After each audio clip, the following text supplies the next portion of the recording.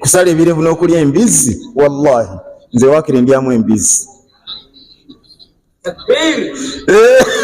Kubanga ku muziki kyegumu bakimbuuza okulya embizzi n'okusala ebirevu kiriwo yaddeko okusinziira ku bwino. Mbalamusizaako nnyo bassebo ne bannyabo abantu ba Katonda mwenna buli muntu gy'osinziira okutulaba. Mpuliriza Sheikh Bambi n'ennaku n'enkwata. Ennaku tenkutte kubanga agambye okulya embizzi. Sheikh oli wa ddembe okulya embizzi. Oba oyina ekirevu oba toyina, oli wa ddembe, zisikuyinaako tabbu.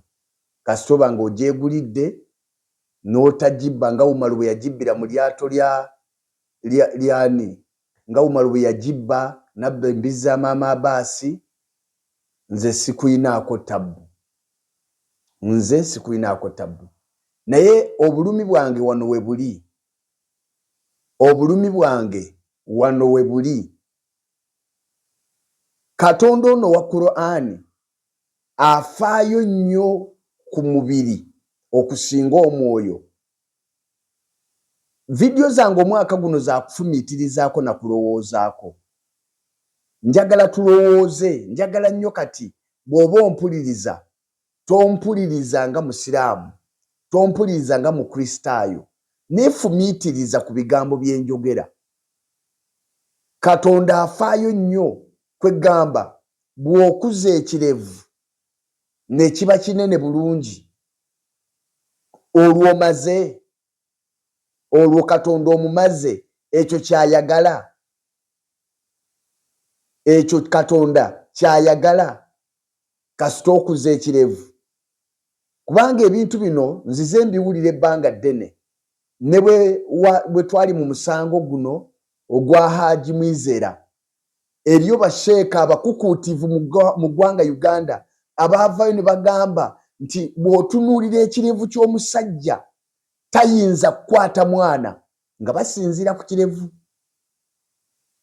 Kati nange kyenjagala tufumiitirizeeko, tulowoozeeko. Katonda afaayo nnyo ku ndabika yaffe ey'okungulu, oba afaayo nnyo ku mutima gwaffe? Bassebo ne bannyabo, bwe tulowooza bwe tutyo, Katonda tuba tumufudde muntu. Bw'osoma mu kitabo kya Samwiri, Nabbi Samwiri yagenda mu nnyumba ya Yese okufunayo kabaka amufukeko amafuta. Bayibuli eraga nti Nabbi n'atunuulira Yonadabu n'abalala ng'alowooza nti abo be bagwanidde okubeera bakabaka era bateekeddwa okufukako amafuta. Bayibuli esomesa nti Katonda n'agamba Samwiri n'amuga nti totunuulira mbala yaabwe yakungulu newankubadde enfaanana yaabwe, kubanga abo sibalonze, kubanga nze nkebera mitima. Yesu bwe yajja n'asomesa ekintu mu kitabo kya Makko essula ey'omusanvu okuva ku lunnyo lw'14 okuka wansi, bwe baali bamunenya ku nsonga y'ebyokulya, naye n'amaliza ng'abasomesa, n'abateeka mu kibiina, n'abateeka ku lubaawo n'abasomesa, n'abagamba nti ekiyingira munda mu muntu si kyekyonoona omuntu, naye ekiva munda kyekyonoona omuntu, kubanga munda mu mitima gy'abantu muvaamu ebirowoozo ebibi, obukaba, ettima, okutta, obuvoozi, amalala n'ebiringa ebyo bye biva mu muntu ne bimwonoona. Kati kya nnaku nnyo nti baganda baffe bo bakwata ebintu eby'okungulu ne babisomesa nga bye bikulu, ate ne baleka ekyomuwendo kye bayita omutima. Kankuwa ekyokulabirako ng'oggyeko ekirevu. Baganda baffe bakkiriza nti bw'okwata empale n'ogenda ogitemula n'ogitema n'etandika okutambula nga yeewuba eri mu bbanga ng'oyinza okulowooza wayambadde ya mutoowo eyo teyakaze, nti ekyo kya butuukirivu. Kati ate ne bakwata abakazi bo ne babambaza ebigenda byera ekkubo. nga bonna basinza Katonda y'omu, bonna batunula mu kibula kye kimu, bonna basaalira muzikiti gwe gumu. Kati nsaba kubabuuza baganda bange, ekyo kyo mukibala mutya?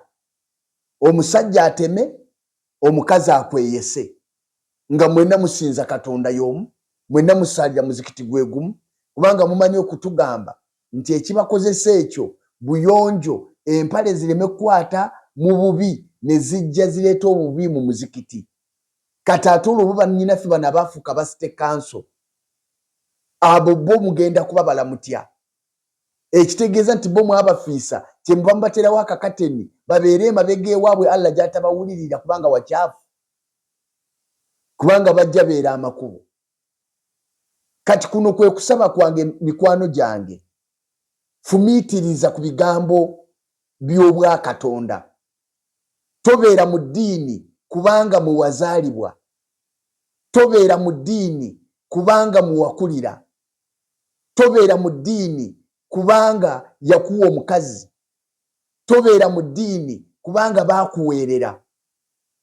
Tuula wansi ofumiitirize, lowooza ku nkolaganayo ne Katonda wo gwe ng'omuntu, lowooza ku ngeri omutima gwo gye gufaananamu. Bassebo ne bannyabo ne bwe weekuuta ku ttaka ekyenyi ne kijjamu olukyakya ne lutuuka ku nnyindo, naye nga omutima gwo mubi nga tokkiriza Yesu Kristo kunaaza mutima gwo, oli ku bya bwereere. Nze ndabyeko abantu abayina imaani ekirevu nga n'okukisanira takisanirira. Ndabyeko abantu nga baatema empale, ndabyeko abantu nga balina swigida naye nga balogo abawedde emirimu, nga balina amajinni. Musobola okuba abajulizi bange ku nsonga eyo. Katonda ampadde omukisa okubuulira enjiri, Katonda ampadde ekisa ekyokusabira abantu ne bavaako emizimu, emizimu ne giva ku bantu, amajinni nga galeekaana googera yagasindika, naye nga bw'omutunuulira mu kkubo oyinza okulowooza yasuze mu jjana ne Allah. Bassebo ne bannyabo njagala kubategeeza, Katonda afaayo nnyo ku mutima gwo. Katonda afaayo nnyo ku mutima gwo okusinga akayumba ak'okungulu. Era abantu bangi abagenda okwewuunya nga bayingidde mu geyeena, nga baali ng'ensi yali ebalowooza nti batuukirivu olw'endabika yaabwe kungulu.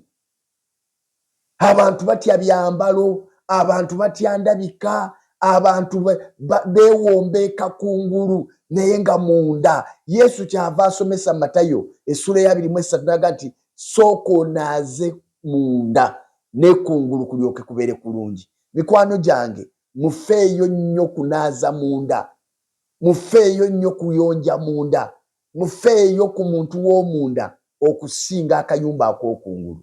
Nsabye